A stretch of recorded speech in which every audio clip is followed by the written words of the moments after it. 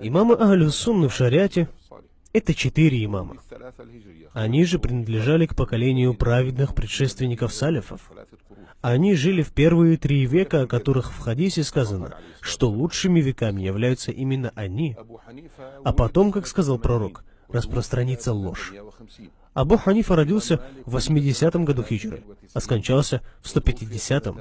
Имам Малик родился в 93-м году, а умер приблизительно в 169-м или в 170-м году хиджры. Имам Аш-Шафии родился в 150-м, имам Ахмад был учеником имама Аш-Шафии. Точно не помню год его рождения, однако скончался он в 241 году. То есть все 4 имама жили в эти 3 века. Они же, следовательно, и являются и саляфами.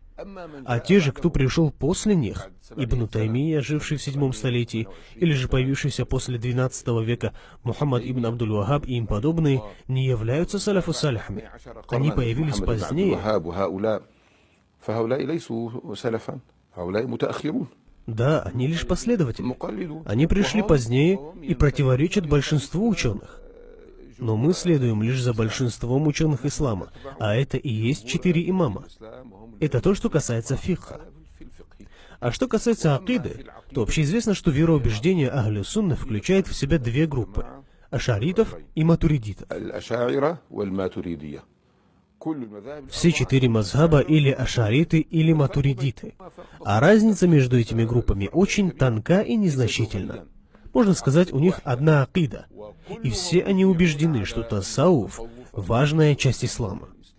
Суфии – это избранные люди, которые берут сливки ислама. А это работа над сердцем, исправление нафса, искренняя связь со Всевышним и адаб по отношению к Аллаху и Его рабам. Значит, суфии, и матуридиты, и ашариты и являются Ахлю-Сунной. А кто противоречит им, тот не из саляфов, даже если утверждает обратное. Если ты из саляфов, тогда кто твой имам?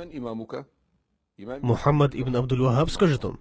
Тогда скажи, когда Мухаммад ибн Абдуль-Вахаб жил и умер? Он жил в 12 веке хиджры, около 250 лет назад. Разве он может быть саляфом? К тому же он противоречит словам саляфов. Тогда откуда он взял знания? Не знаю, спросите у них. Это вопрос не ко мне, да наставит их Аллах. Они наши братья по вере, но они ошиблись, заблудились и свернулись с правильного пути. Да наставит их Аллах на путь истины.